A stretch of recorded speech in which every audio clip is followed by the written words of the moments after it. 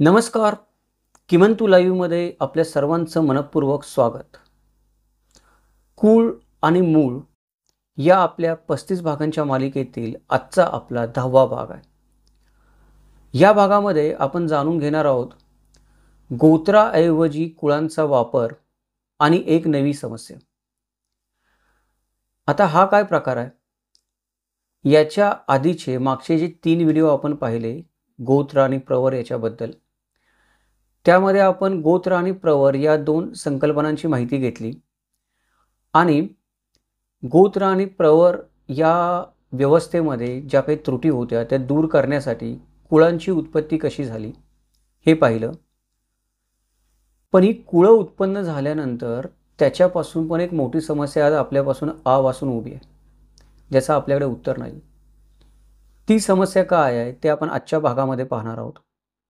पण त्याआधी ज्या आपल्या मित्रांनी मागचे 3 व्हिडिओ पाहिले नसतील त्यांच्यासाठी आपण गोत्रांपासून कुळं कशी, गोत्र आणि प्रवर यांच्या ऐवजी कुळांचा वापर कसा चालू झाला हे थोडक्यामध्ये सुरुवातीला पाहूयात आणि मग मूळ समस्येबद्दल आपण चर्चा करूयात. चला तर मग विषयाला सुरुवात करूयात. नमस्कार, माझं नाव किमंतु ओंबळे सरकार आणि आपण पाहतात किमंतु लाईव्ह यूट्यूब चॅनल. सर्वात आधी वराने स्वतःच्या गोत्राशी किंवा प्रवराच्या वधूशी लग्न करू नये हा नियम क्षत्रिय आणि ब्राह्मण दोघांनाही लागू होतो. त्यांचा बघून इतर वर्णामध्ये पण कुळ आणि गोत्राचा प्रादुर्भाव झाला. इतर वर्णामध्ये पण कुळ आणि गोत्र पद्धती स्वीकारली गेली आणि तिथे पण हा नियम लागू झाला. एकंदरीत आपण मागच्या 3 भागामध्ये पाहिलं की 10व्या शतकानंतर कुळ पद्धतीचा स्वीकार केला गेला. म्हणजे कोणाकोणामध्ये विवाह संबंध घडून येऊ नयेत हे ठरवण्यासाठी क्षत्रियांनी अर्वाचीन काळामध्ये म्हणजे 10व्या शतकापासून पुढे स्वतःच्या गोत्र पाहण्याच्या पद्धतीची अडचण दूर करण्यासाठी कुळ पद्धतीचा स्वीकार केला. आता ही कशी घडून आली घटना किंवा हा प्रवास कसा होता तो आपण मागच्या 3 भागामध्ये बघितलेला आहे. थोडक्यात सांगायचं म्हणलं तर सर्व मानव जातीच्या उत्पत्तीचं मूळ एकच आहे असं सगळे धर्म मानतात. जे हिंदू धर्मामध्ये पण 4 वर्ण निर्माण केलेले आहेत ते पण 4 वर्ण ईश्वरानेच निर्माण केलेले आहेत. त्याच्यामुळं सर्वांचं मूळ एकच आहे. या 4 वर्णांपैकी जो क्षत्रिय वर्ण होता त्या क्षत्रिय वर्णामध्ये 2 प्रमुख वंश निर्माण झाले, एक सूर्यवंश आणि एक चंद्रवंश.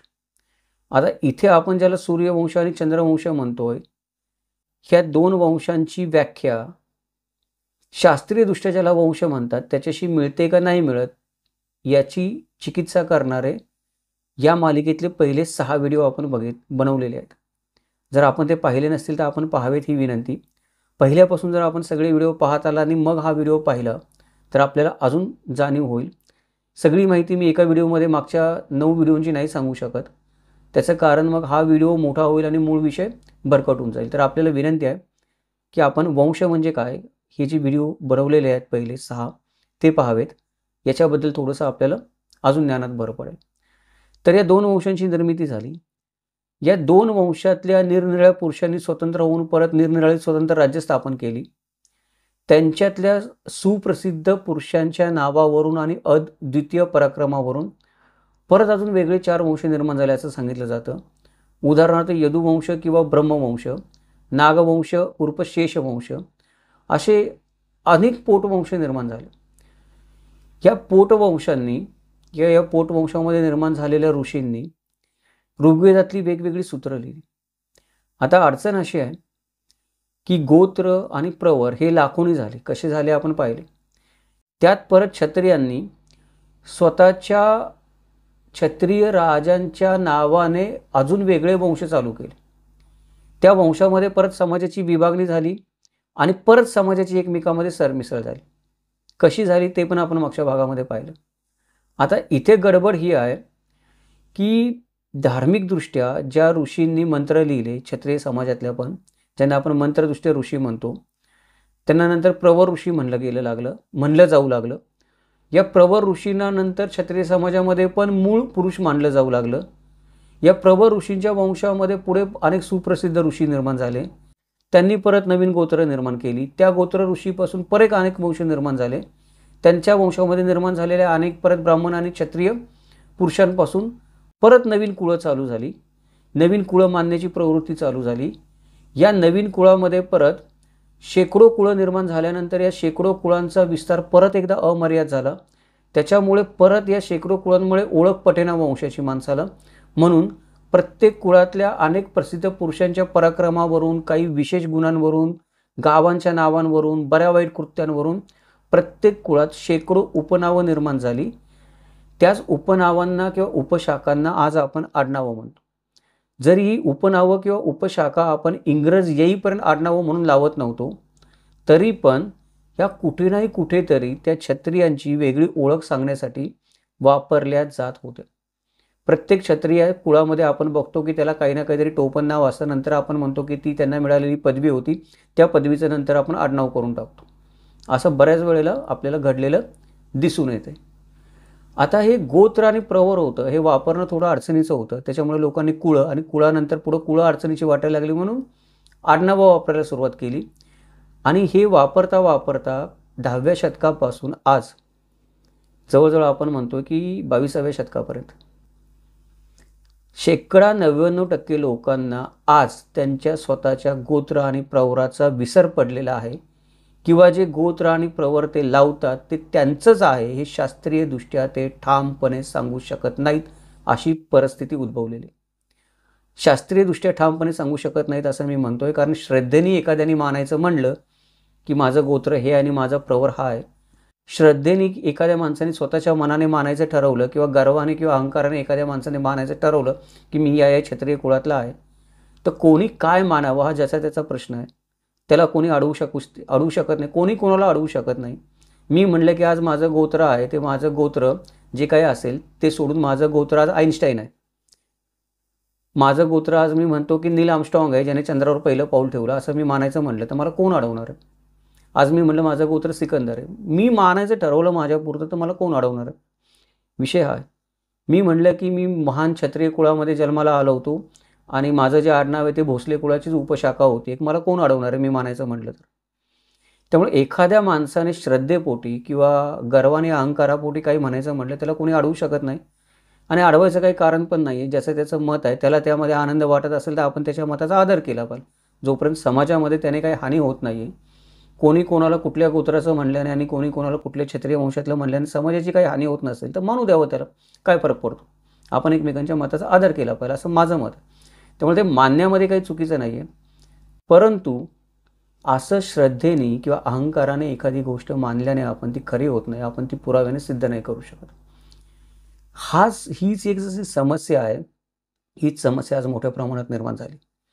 समस्या काय आहे की आज जसं मी म्हणलं तसं शेकडो 99% लोकांना गोत्र प्रवरांचा विसर पडलेला आहे किंवा त्यांना गोत्र प्रवर जी माहीत आहेत, त्यांची गोत्र आणि प्रवर माहीत आहेत, ते पुराव्यानं सिद्ध करू शकत नाहीत की हेच आहे म्हणून. कारण प्राचीन काळापासून हे चालू आहे, 5000 वर्षापासून, 6000 वर्षापासून. मधल्या काळात बौद्ध कालखंडामध्ये त्याच्यामध्ये खंड पडला, गोत्र आणि प्रवर विस्मृतीमध्ये गेले, सापडेनात. म्हणून कुळांची निर्मिती झाली नव्याने, नवीन पद्धत शोधण्यासाठी. कुळांच्या निर्मितीमध्ये पण आत्ता मी म्हणतो तसं शेकडोनी हजारोनी आडनावं निर्माण झाली. त्याच्यामुळे परत माझा वंश शोधता येणं मला अशक्य आहे. कारण ही गोत्र आणि प्रवर आपण काढले होते कशासाठी, कुळं आपण निर्माण केली कशासाठी, तर माझा एक शुद्ध वंश मला राहावा आणि तो कळावा. सगोत्रामध्ये विवाह होऊ नये. एक वंश जो आहे त्या वंशामध्ये वंशातल्या वंशात विवाह होऊ नये म्हणून गोत्र आणि प्रवर व्यवस्था निर्माण केली, म्हणून कुळं निर्माण केली, म्हणून आडनावं निर्माण केली. आजच्या घडीला ती व्यवस्था आपण फेल गेली. कारण काय की आज जर आपण आपली कुळ संख्या बघितली, फक्त आपण काय करूयात की ही समस्या सगळ्या जाती जमातीमध्ये आहे, सगळ्या वर्णामध्ये आहे. पण उदाहरणादाखल आपण फक्त क्षत्रियांबद्दल आणि त्यातल्या त्यात मराठ्यांबद्दल बोलत, उदाहरणादाखल. कारण सगळ्या जाती धर्मातल्या जाती जमातीमधल्या समस्या सांगत बसलो आपण तर मग वेळ पुरणार नाही. तर उदाहरणादाखल आपण फक्त काय करणार आहोत, कुळं बघूयात आपण किती आहेत, त्यातही मराठ्यांचा विचार करूयात आपण. आज राजपूतांची प्रामुख्याने 35 कुळं मानली जातात. मराठा क्षत्रियांची 96 कुळं आहेत. कायस्थ क्षत्रियांची 42 कुळं आहेत. आणि ब्राह्मण आणि वैश्यांची शेकडो कुळं निर्माण झालेली आहेत असं अधिकृतपणे सांगतात. शूद्र वर्णामध्ये कुळं नव्हती प्राचीन काळामध्ये असं लोक म्हणायचे, पण आज जर तुम्ही बघितलं की ज्या जाती जमाती शूद्र वर्णामध्ये मोडल्या जातात त्या जाती जमातींमध्ये पण कुळं आहेत, त्यांचे पण अनेक उपप्रकार आहेत. भटक्या त्या मागासवर्गीय जाती जमातींचा विचार सोडून देऊ आपण. ज्या भटक्या जमाती आपण म्हणतो की ज्या शूद्र वर्णामध्ये पण येत नव्हत्या, जंगलामध्ये राहणाऱ्या आदिवासी वनवासी जमाती होत्या, त्यांच्यामध्ये पण आज मुख्य कुळं आहेत 4-4, 5-5. तर विषय काय आहे की कुळं आहेत. आता ही कुळं अमर्याद झालेली आहेत, आडनावं अमर्याद झालेली आहेत. समस्या अशी निर्माण झालेली आहे की काही लोकांना असं वाटतं की आम्ही या कुळाचा भाग आहोत आणि आम्हाला या कुळामध्ये सामील व्हायचं. आता या प्रश्नाचा आपण विचार असा करू की या समस्येचा आपण असा विचार करू की 96 मराठा कुळ आहेत. या 96 मराठा कुळामध्ये वेगवेगळी उपनामं म्हणजे आडनावं आहेत. मला जवळपास मराठा कुळातल्या 96 आडनावांपैकी 10,000 आडनावं मला खात्रीने माहिती. 10 नाही, मला वाटतं 15 ते 20 आडनावं असतील. जर तुम्ही 96 कुळी मराठ्यांची आडनावं सांगायची म्हणली तर कधी नाही कधीतरी ऐकलेली बघितलेली मला 15 ते 20,000 आडनावं कुठेतरी माझ्याकडे इकडे तिकडे माझ्या लिस्टमध्ये लिहिलेली मला माहीत आहे. आता ही 15 ते 20,000 आडनावं हा मनुष्य ह्याच कुळातला होता का, हे आडनाव याच कुळातलं होतं, सिद्ध कसं करावं? समस्या ही आहे की गोत्र किंवा प्रवर हे कसे निर्माण झाले, कुठले कुठले होते, कधी कधी आहेत, याच्यात थोडाफार का होईना उल्लेख आपल्याला ऋग्वेदामध्ये सापडतो. म्हणजे गोत्र निर्माण होण्याची प्रक्रिया काय होती, प्रवर निर्माण होण्याची गरज का निर्माण झाली, कशा पद्धतीने गण निर्माण झाले, गोत्र, त्याच्यानंतर गण, गणाच्या अंतर्गत परत गोत्र, परत उपगोत्र, प्रवर, याचं काहीतरी एक संरचना किंवा काहीतरी एक हेतू आपल्याला दिसून येतो. कुळं कशी निर्माण झाली 10व्या शतकामध्ये आणि त्यांची सुरुवात कशी केली, कुणी केली, काय केली, कधी केली, हे जसं गोत्र आणि प्रवराचे आपल्याला वेगवेगळ्या ग्रंथामध्ये उल्लेख सापडत, तसे कुळाचा उल्लेख कुठंच सापडत नाही कुठल्या ग्रंथामध्ये की हे कारण पडलं म्हणून या कारणाने कुळं निर्माण झाली.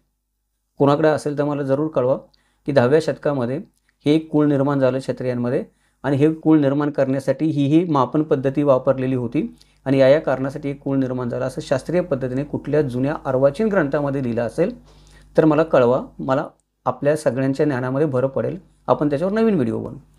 पण अजूनपर्यंत तरी कुठे काही तसं भेटलेलं नाही. पहिली समस्या ही आहे की राजपूतांची 35 कुळं, मराठ्यांची 96 कुळं. 96च का मानायची? मला असं वाटतं की 296 कुळं असावीत. का 296 कुळं नसावीत मराठ्यांची? 96 कुळं का? त्या 96 कुळामध्ये हीच आडनावं का? हीच आडनावं असतील तर तुम्ही त्यांना म्हणाल की गोत्र आणि हे जुळतंय, आमचं प्रवर जुळतंय. तर गोत्र शुद्ध राहिलेली नाही आहेत हे आपण मागच्या व्हिडिओमध्ये बघितलं.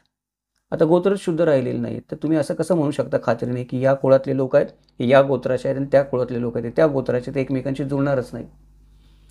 परत विषय येतो की आमचं देवक सेम आहे. तर मग उदाहरणार्थ एखादं 96 कुळ घेतलं तुम्ही, तर त्या 96 कुळामधलं जेवढी आडनाव आहे त्या प्रत्येकाचं जर देवक तुम्ही बघितलं तर कोणाचंच देवक सेम नाही. म्हणजे एका कुळामध्ये पण 4 ते 5 किंवा त्याच्यापेक्षा जास्त वेगवेगळे देवक असू शकतात. म्हणजे विषय तो पण मिटला इथे की आम्ही एका कुळातले आहोत म्हणून एका गोत्राचे आहोत म्हणून आम्ही एका प्रवराचे आहोत किंवा एकाच गोत्रातल्या 4 प्रवरांचे 5 प्रवरांचे आहोत किंवा आम्ही सगळेजण एकाच देवकाचे आहोत, अशी पण परिस्थिती नाही.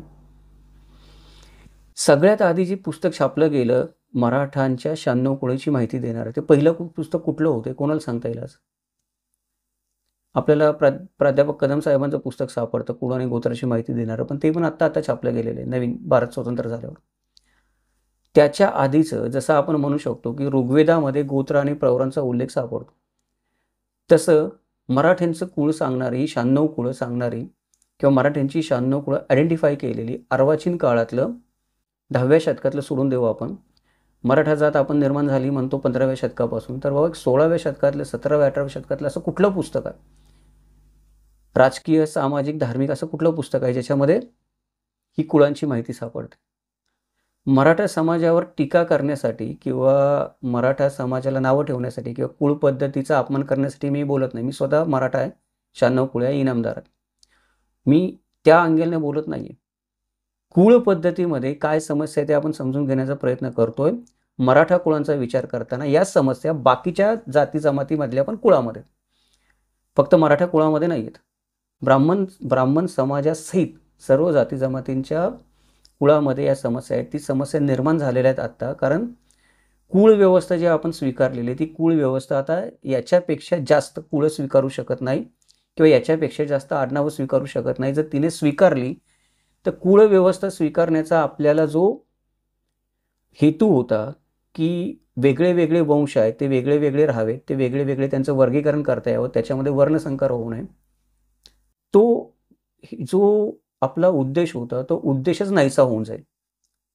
आता जर आपण अजून कुळं निर्माण केली प्रत्येक जातीमध्ये किंवा अजून आडनावं निर्माण केली किंवा आहेत त्या कुळामध्ये अजून आडनावं आपण कोंबायला सुरुवात केली की एखाद्या व्यक्तीला वाटलं की मी मराठा आहे, तर त्याला त्याचं मराठा सिद्ध करायचं आहे, तर कसं सिद्ध करणार तो?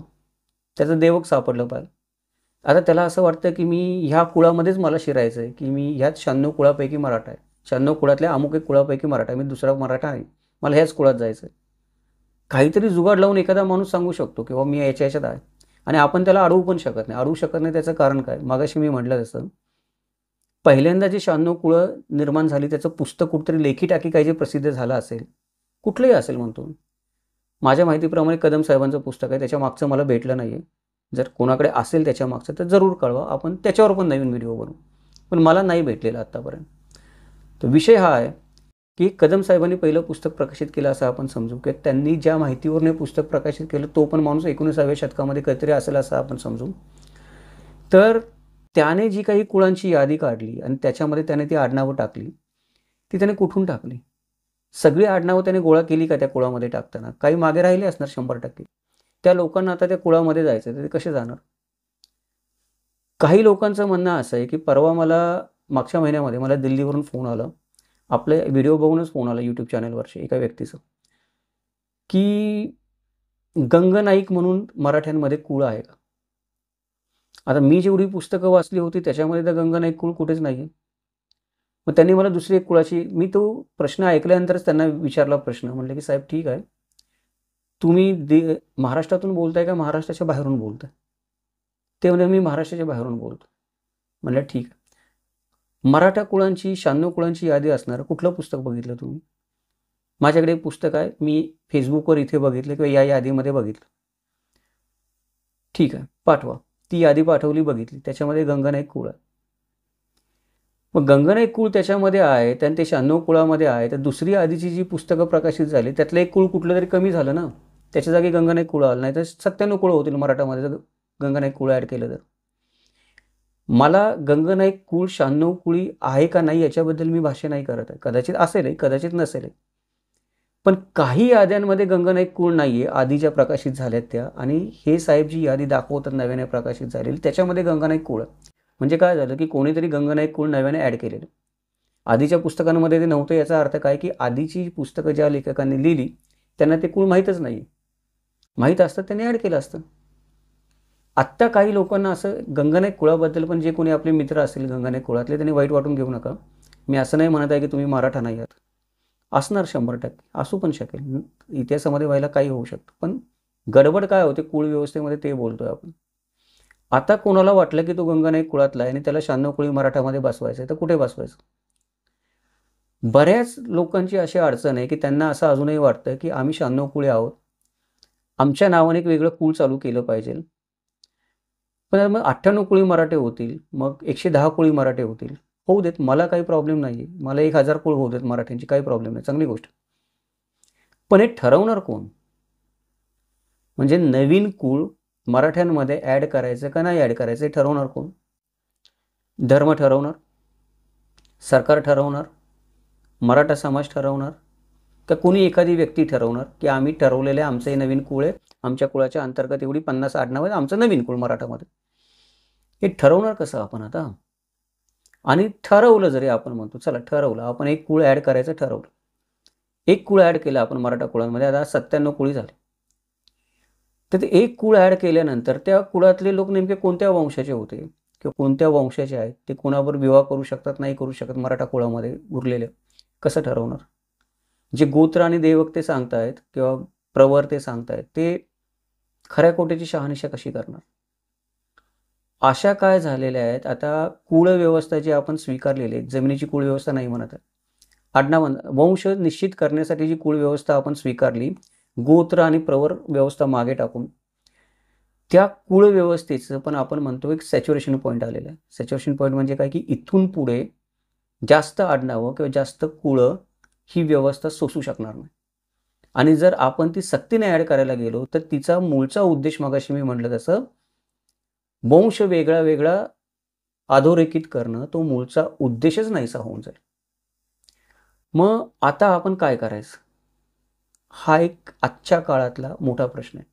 आणि हा प्रश्न आपण फक्त मराठा समाजाच्या 96 कुळांच्या पद्धतीचा उदाहरण घेऊन स्पष्ट करण्यासाठी उदाहरण घेऊन बोललेलो आहोत. कुठल्याही समाजाचा आणि जातीचा तुम्ही विचार केला तर लोकसंख्या वाढल्यामुळं, प्रत्येक ठिकाणामध्ये जाती जमातींमध्ये पोटजाती उपजाती वाढल्यामुळं आणि त्या उपजाती पोटजातींमध्ये पण स्वतःचे प्रथा परंपरा आचार विचार वेगळे वेगळे झाल्यामुळं आता ही समस्या निर्माण झालेली. त्याच्यामध्ये पण अजून एक भयानक घोळ असा आहे की ही कुळ व्यवस्था ज्या उपनामांच्या बळावर कुटुंबांना वेगळं वेगळं करते, की कुटुंबांचे वंश वेगळे वेगळे सांगते. उदाहरणार्थ 96 मराठा कुळांमधलं कुठलंही एक कुळ घ्या ज्याचं तुम्हाला नाव माहिती आहे. त्या कुळामध्ये काही आडनाव आहेत, उपनाम आहेत. ती उपनामं म्हणजे स्वतंत्र वंश आहेत असं समजलं जातं. पण हीच उपनामं, हीच आडनावं प्रत्येक जाती जमातीमध्ये आहेत. त्यांनी ती नंतर स्वीकारली आहेत, की आपण हे आज आपण सांगू शकतो की ठीक आहे, मराठा समाजातली जी प्रतिष्ठित आडनावं होती, जी राजवंशाची आडनावं होती, ती ज्या वेळेला ज्या भटक्या विमुक्त जातींना आडनावं नव्हतीच कधी, किंवा आपण ज्यांना मागासवर्गीय जाती म्हणतो त्यांना आडनावं नव्हतीच कधी, तर अनेक कारणांनी त्यांनी उच्चवर्णीयांची आडनावं घेतली. डॉक्टर बाबासाहेब आंबेडकरांनी पण महार समाजाला आवाहन केलं होतं की तुम्ही आडनावं लावा उच्चवर्णीयांची. ती काही त्यांची मक्तेदारी नाही आहे. त्यांनी उच्चवर्णीयांची आडनावं घेतली. आता उच्चवर्णीयांची आडनावं घेतल्यानंतर, किंवा उच्चवर्णीयांची आडनाव म्हणायचं काहीच कारण नाही, आपण कोणी कुठल्याही वर्णातल्या माणसाने कुठलंही आडनाव घेतलं. आता काय झालं की आता गोंधळ एवढा झालेला आहे, आडनावावरून गोत्र, प्रवर आणि कुळ आणि त्याच्या पुढे जाऊन जात पण आपण सांगू शकत नाही. सगळ्याच जातीतल्या माणसांमध्ये मागच्या व्हिडिओमध्ये मी म्हणलं तसं की काही आडनावं अशी आहेत महाराष्ट्रामध्ये, उदाहरणार्थ शिंदे आडनाव किंवा पवार आडनाव, ही आडनावं अशी आहेत ही सर्व जाती धर्मामध्ये आढळतात महाराष्ट्रात. ती वेगळ्या वेगळ्या वंशांमध्ये पण आढळतात. राजपूत वंशामध्ये पण पवार आडनाव आहे, मराठा वंशामध्ये पण पवार आडनाव आहे, खाली गेलात तुम्ही तर कर्नाटकमध्ये पण काही लोकांचं पवार आडनाव. तीच गत शिंदे आडनावाची. त्याच्यामुळे आता मी ना गोत्र आणि प्रवरांवरून माझा वंश सांगू शकतो, आता मी ना कुळ आणि उपनामांवरून माझा वंश सांगू शकतो, आता मी कुठल्या जातीतला आहे त्याच्यावरून मी माझा वंश छातीठोकपणे सांगू शकतो.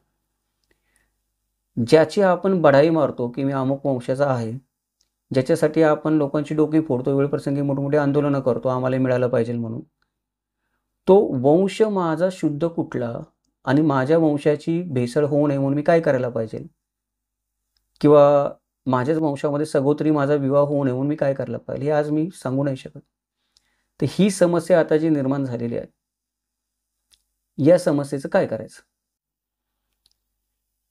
त्याचं उत्तर मी या व्हिडिओच्या माध्यमातून महाराष्ट्रातल्या आपल्या सर्व आडनाव बंधूंना, गुरु बंधूंना, जाती धर्मातले सगळे जाती बंधू असतील, माझ्या धर्मबंधू असतील, काही माझ्या धर्मातले नसतील, बाहेरचे लोक असतील, आपल्या सगळ्यांना हा प्रश्न मी आज आपल्या सगळ्यांसाठी सोडून चाललोय या व्हिडिओच्या शेवटी.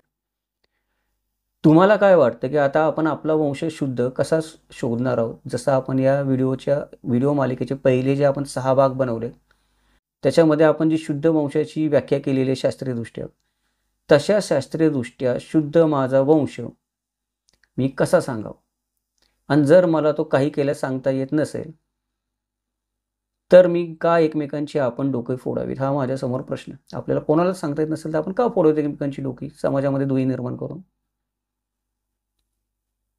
इथे आपण शास्त्रीय पुराव्यांच्या बाबतीत बोलतो. मी शास्त्रीय पुराव्यांनी शास्त्रशुद्धरित्या मला सांगता येत नाही. श्रद्धेने मानायचं म्हणलं कोणी, गर्वाने अहंकाराने कोणी मानायचं म्हटलं, त्याला काही आडकाठी नाही आहे आणि त्याला कोणी प्रश्न पण विचारू शकत नाही, ज्याचा त्याचा प्रश्न. जे श्रद्धेने मानतायत किंवा गर्वाने आडकाठीने मानतायत त्यांच्याबद्दल आपण बोलत नाही आहोत. आपण त्यांच्याबद्दल बोलतोय की जे विवेकाने, विज्ञानाने, तर्कबुद्धीने, शास्त्रशुद्धरित्या विचार करत आहेत, त्यांच्यासाठी हा प्रश्न. आता आपला शुद्ध वंश आपण कसा शोधायचा? जर आपल्याला शक्य असेल तर जरूर खाली प्रतिक्रियेमध्ये तुम्ही त्याचं उत्तर द्या. उत्तर देताना फक्त एक गोष्ट लक्षात ठेवा की कधी अनुद्गार काढू नका कोणत्याही जातीबद्दल, कोणत्याही व्यक्तीबद्दल, कोणत्याही समाजाबद्दल. कोणाची हेटाळणी करू नका, कोणाला तुच्छतेने लेखू नका.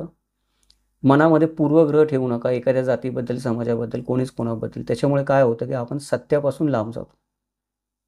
आपले पूर्वग्रह, आपला राग, आपल्या श्रद्धा एखाद्या गोष्टीवर मर्यादेपेक्षा जास्त झाल्या की अंधश्रद्धा होतात. आपला अभिमान एका लिमिटच्या पुढे गेलो की अहंकार होतो. या सगळ्या गोष्टी आपल्याला सत्य दिसू देत नाहीत. त्यामुळे जरूर प्रतिक्रिया करा. हा महत्त्वाचा विषय आहे. मला पण या प्रश्नाचं उत्तर पाहिजे. हा प्रश्न मी तुमच्यासाठी सोडतोय. त्याचं कारण काय?